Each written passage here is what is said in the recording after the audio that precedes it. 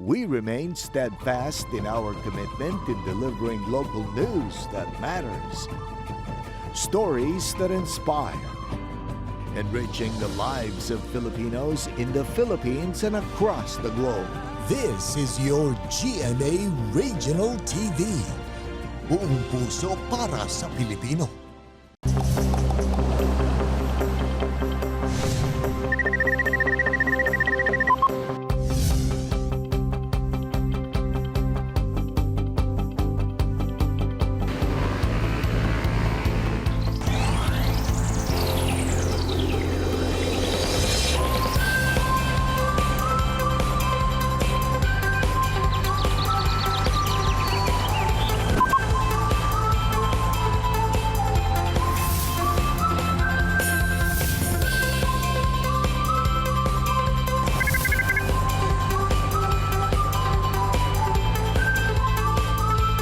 Kini ang At Home with GMA Regional TV. It's a great Wednesday morning mga kapuso all over Mindanao. Atong kamustahon ang atong mga suking viewers diha sa Loreto ug San Jose sa Dinagat Islands. Attorney Resi, good morning! Good morning ug maayong adlaw sa tanan nato mga viewers kana dinha sa Coronadal ug Tupi sa South Cotabato Province. Mga kapuso, pang #hanap buhay ang atong tampok this morning kay atong makauban ang mga sikat nga food vloggers diri sa Davao City. Sayron ta ang journey na from vloggers to entrepreneurs nila Bebs Ortega ug Elaine Libre. Samtang Resi atong makahinabi ang bag-uhay lang nga gipasidunggan isip Civil Service Regional Outstanding Public Official Awardee si Honorable Nilo Demiray Jr. sa Dinagat Island. Ug sa Vista katong makauban ang sikat nga makeup artist, fashion designer ug pageant coach nga si Jan Quijano.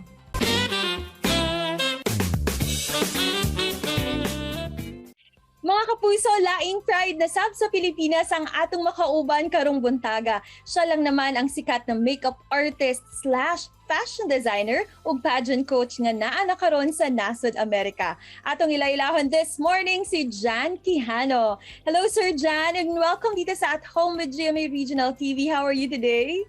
Oh, I'm fine. I'm so great that I'm here, and thank you so much for the invitation, and also to Rojan, thank you so much. And have a good morning to everyone, especially in the Philippines, and then good morning night here in the United States. Nako, it is our pleasure din po na makasama ka this morning, sir. And of course, lahat kami dito are very excited to get to know more about you. So, spill the tea. Share with us naman kung paano po nag-umpisa ang hilig ninyo sa makeup and fashion designing. Before, way back in the Philippines, I'm focused on my career. So my career before I do makeups and everything, I'm in the logistic company, and then I'm teaching in college. So way back in the Philippines. So like I started my makeup career and then designing fourth year high school. And then after that I saw like girls, I mean gays, like doing makeup of the girls. And then I said like, I think I can do that. And then also for designing, like not my forte yung mag-sketch and then send the details and then design like that. Like if I saw the materials like on the spot, like I can create like that. So yeah, that was I started. So paano naman po kayo napunta dyan sa Amerika, sir? This is the story of my life. Like in the Philippines before, pinagsasabay ko yung career and passion. Like morning I teach in college, and then evening there's a pageant. So like doing makeup and then teaching sa mga students.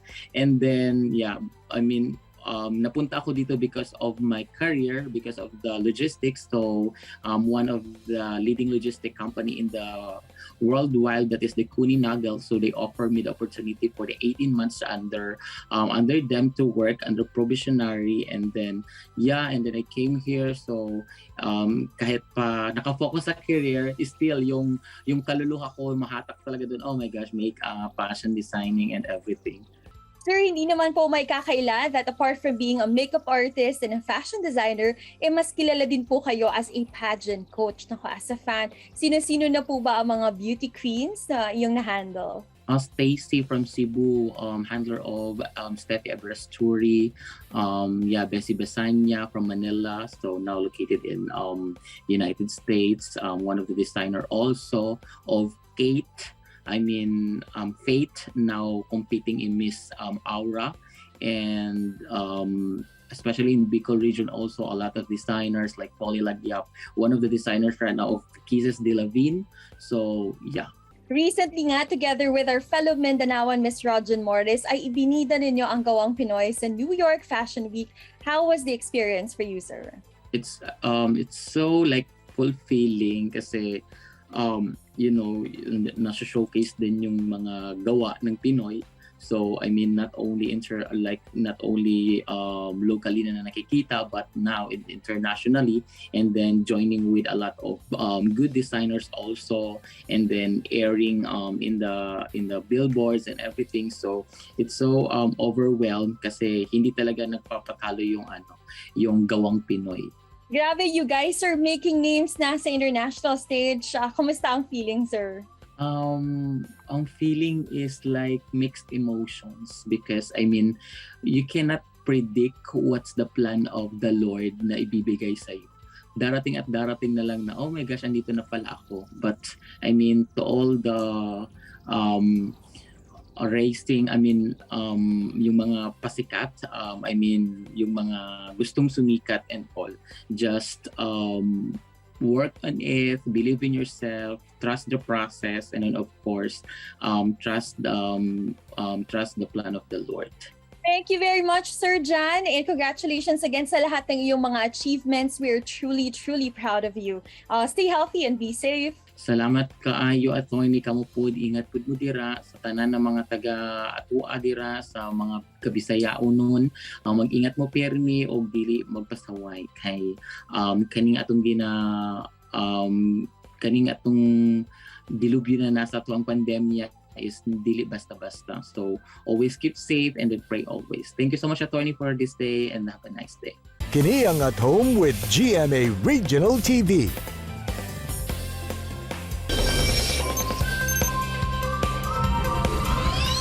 Ang pagpangalagad sa katawhan, walay ginapili nga oras o adlaw. Sanglit ang mga panghitabo sa palibot, dili sa batagna. Busa sayron ta ang mga gihimo sa Most Outstanding Public Official sa Caraga Region karong tuiga. Mga kapuso, this morning sabay tang sayron ang storya ug pagpangalagad nga gihimo sa usa ka taas nga opisyal sa probinsya sa Dinagat Islands. Atong makauban si Vice Governor Nilo Demeray, ang newly awarded nga Regional Most Outstanding Official. Vice Gov Nilo, good morning. Og dayon dinhi sa At Home with GMA Regional TV, kamusta ba? Good morning, Sai, o mga kapuso, ug salamat sa pag-abli sa inyong pultahan. Aron ako makadayon sa dinhi sa At Home with GMA Regional TV.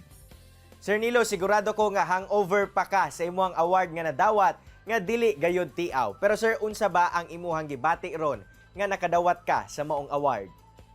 Una, Sai, ako nalipay, of course, sa kadaghan-daghan namong public officials sa Caraga Region in the 5 provinces. Kita napilian nga mahatagan ining maong pasidungog sa Civil Service Commission. So dako ang akong kalipay, unya ikaduha ako mapasalamaton, no? Mapasalamaton ko sa Ginoo nga iya kong gigiyahan o iya kong gihatagan og kusog nga mutuman sa mga sugo sa pagpanerbisyo. Mapasalamaton ko sa akong pamilya sa ilang suporta o pagsabot kay og wala sila mosabot nga ako public servant. So maglisod jud siguro kog panerbisyo sa akong asawa, of course, si Maricho, sa iyang pagmahal o pagpangga. Di gyud nato nakalimtan sa kay basig maawayan ta og di nato ma-mention ang atong asawa mo naghatag og kusog nato. Of course, sa akong mga staff, no, kay kaning akong panerbisyo wala sila mutabang sa ako kaning among 24 oras o 24/7 murag GMA ni, no, 24 oras nga serbisyo. Dili nako ni maabot o makuha ni maong award. Delikado gid sir kung dili i-acknowledge ang asawa. Pero sir, to give us a little context, no, alang na pod sa atong mga viewers, pwede ba nimo ma-share kung unsa ba kini nga imuhang award nga nadawatan ning bag-uhay lang? Kaning atong award gihatag sa ato sa Civil Service Commission Caraga. Kini gitawag og Dangal ng Bayan Award, no? Kaning Dangal ng Bayan usa ni ka kategorya sa tulo ka awards. Ang unang award Dangal ng Bayan, sunod pag-asa, pag-asa ng bayan, sunod ang presidential lingkod bayan. Ang category ni murag gi-mention dito sa ilaha nga kani for utmost observance and demonstration on norms of conduct and ethical standard of public officials and employees, no murag mo na yung standard based on Republic Act 6713. Every year manggod say ang Civil Service Commission nagapangita sila, doon na sila search for most outstanding public officials and employees. In the celebration of their 121 years anniversary kada tuig, karong tuiga, sa ilang honor award program sa HAP, kita ang ilang napilian ning dangal ng Bayan Award. Sa imo paglantaw, Sir Nilo, unsa ba ang mga nahimong susi nganong miresulta manggayod nga naila ka isip outstanding public official? Una siguro sa akong perspektibo, ang susi mo ang suporta sa tanang mga tao ngari kanako. Of course ako nang na-mention pamilya, gobyerno, mga staff, no. Actually sa kining amo ang programa sa Remedy Action Center, simple ra kay nga programa.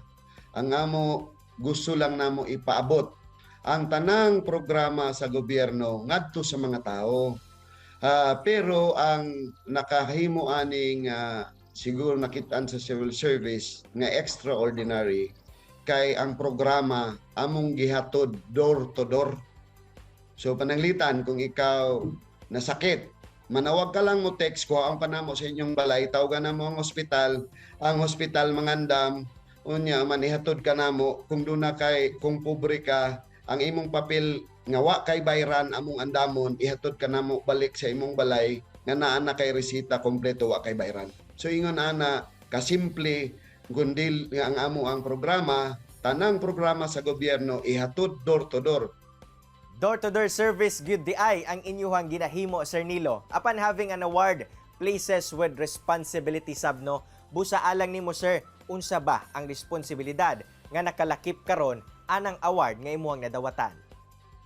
Salamat say siguro ang akong siguro ang responsibilidad nga mapadayon kini, no, kay natagan na tag-award basig mapalong kay naka-award na ta. So ang akong responsibilidad siguro nga ang uban ma-inspire nga mapadayon kining programaha nga dili lang diri sa Dinagat, kung mahimo ba sa tibuok rehiyon tanan o sa tibuok Pilipinas, nga ang panerbisyo dili lang kutob sa alas 5 sa hapon, nga ang panerbisyo dili lang kutob Biyernes, apil day Sabado, Domingo, kutob sa maabot sa serbisyo sa gobyerno.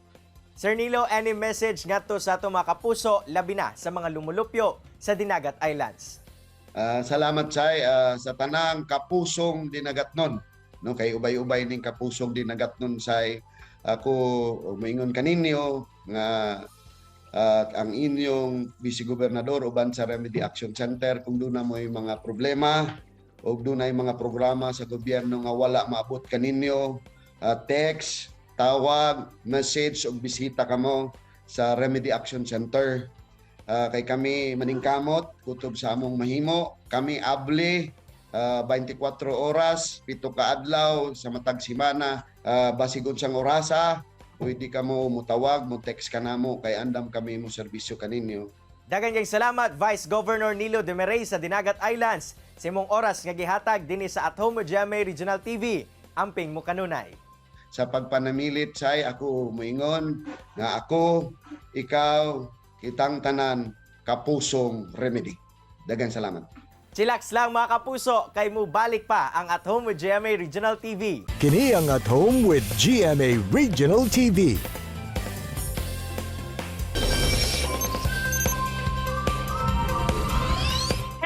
Hanap buhay ang storya ni Elaine ug Sir Bebs as couple turned as business partners. Sa iro nato mga kapuso kanong buntaga ang ilahang inspiring story ug makakaton pa kita kung giunsa nila pagbalanse ang ilang kinabuhi isip couple and now as business partners. Nako, good morning Bebs and Elaine. Welcome diri sa At Home with GMA Regional TV. Kumusta man mo? Okay lang. Okay lang, doing good. Good morning, good morning. May buntag. Paspas kaayo ang dagan sa panahon karon, October na. Kamusta ang 2021 para sa inyong duha? The entire year was okay. Blessed kayo me. In spite sa pandemic, safe ang family and booming ang mga businesses po. Ma'am Eileen and Sir Bebs, isa man mo sa mga prominent ug mga sikat na partners sa business industry diri sa syudad. Pero curious lang pud me kung at what point in your life did you realize na building your own business is something that's very close to your hearts and something na you both wanted to pursue together? Actually, after I graduated from college, nag-decide jud ko nga dili ko mag-work kay nakatry ko og work sa OJT. So nakita na ko ang ilahang murag routine, like okay, wake up ta 7 a.m. to go to work 8 a.m. and then tanaw na sa computer, tapos 1 hour break, lunchtime, tapos tanaw na pod sa computer 1 p.m. So murag dili na ako makita akong sarili didto ang field. So after graduation, nag-decide na okay, i-open nato ni siya na business, like dream business na mo ni siya since high school ming duha. So mao to. And thank God, man po siya, nag-continue, nag-boom. So, yun. So, human mo makadecide na from being couples to becoming real life pod ng mga business partners, unsa man ang inyong gibuhat aron magkasinabot mo, especially sa paghimo og mga business decisions? Sa relationship, no, since we started katong high school pa, medyo mataas-taas pa tong mga pangarap na to sa life. Nag-start me laag-laag lang matuwa na mga milk tea shop, restaurant, mga tawag mga place, mga resort and then dadto nakakuha mi og mga idea pod and then naengganyo pod mi while talking pod sa mga owners since back then we also tried naman pod vlogging pod and then dito nakakuha mi mga idea and then sila po nahulog po sila mga mentor sa mga nagtabang sila on how to start and then tuloy-tuloy na until katong college and then murag mas storya-storyahan na mo na ingay sana ganito pagdating ng panahon may ganito may ganyan and then karon na mi diri po. Thank God mo to. Kabahin pod sa mga businesses na inyong nasugdan, unsa man ang inspiration ani? Actually, ang pinaka-first naman na business is milk tea shop. So, sige mi og milk tea sa una, tong dili pa uso ang milk tea jud. Kan murag way back 2012, murag 2 milk tea shops lang naa here sa Davao. Sige mo to mo ang ginatambayan pag vacant, pag-study. Tapos, naabot na gud sa time na ako lang gusto mag-business, siya gusto siya mag-work. So, murag pero as time goes by, na-realize na niya na mas naa sa iyahang path ang business, mag-take og business. As a couple, unsa pud ang inyong na-consider as biggest struggle or challenge nga inyong naagian, or has everything turned out to be the way you planned it? Biggest struggle siguro is ang pagiging pasensyoso sa imong partner kay dili lang man mo siya partner sa relationship as boyfriend girlfriend or unsa ba.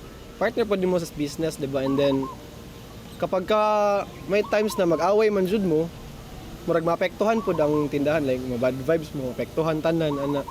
And then naalan jud dapat jud magpakumbaba and then ay dapat na kanang maging mature or sabton lang nimo tong partner nimo kay dili man sa tanan panahon na maayo yang adlaw, pangit pangit ihang murag sa tawag na pangit yung gising ba. Ug syempre, ginaunsa pod ninyo Ma'am Eileen and Sir Bebs ang pag-manage sa inyong time sa pagpadagan sa negosyo and at the same time ang inyong pong quality time as a couple.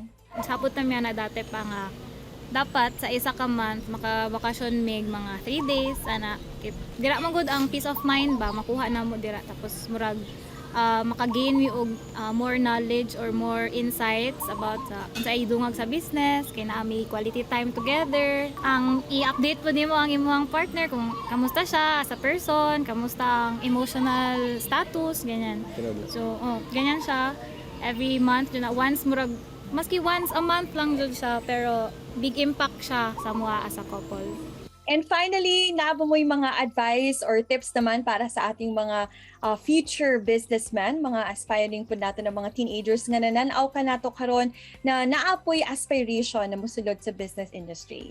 Kay if gusto ka mag-business, ang imong dapat i-business kay something that you love, that you really like. Dili kay ay uso ni siya tapos wala kay knowledge about it. So dili gyapon siya dili siya mag-work kumbaga kay you just nag-open ka kay uso lang siya. Wala siya murag passion, wala siya love, wala fire na mahitabo dira sa imuhang ginatukod na business.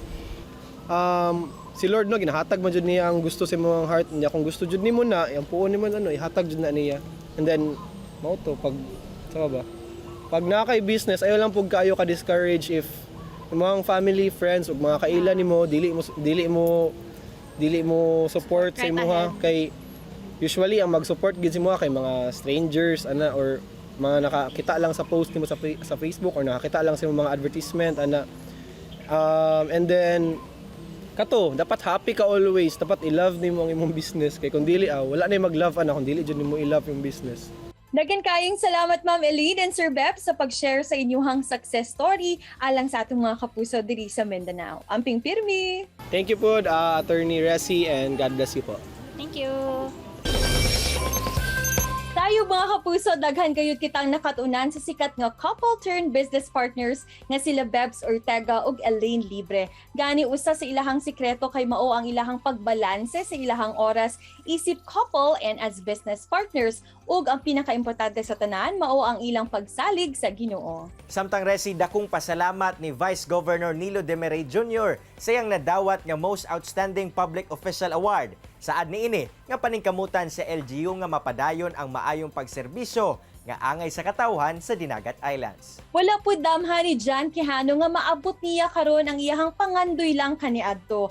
Gani tambag niya sa mga gusto pod mamahimong sama niya nga mutuo lang sa imuhang sarili ug mosalig sa plano sa Ginoo. Mga kapuso, ang na-inspired nakakaton kamo sa gi-share sa itong mga bisita karong buntaga.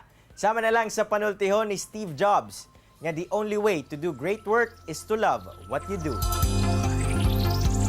Mga kapuso, makita pagbalik ang atong episode pinagi sa pagbisita sa www.gmaregionaltv.com ug ayaw mo kalimot na mag-subscribe sa official YouTube channel sa GMA Regional TV. See you tomorrow mga kapusog. Stay safe and healthy.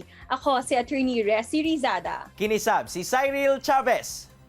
Buong puso para sa Pilipino.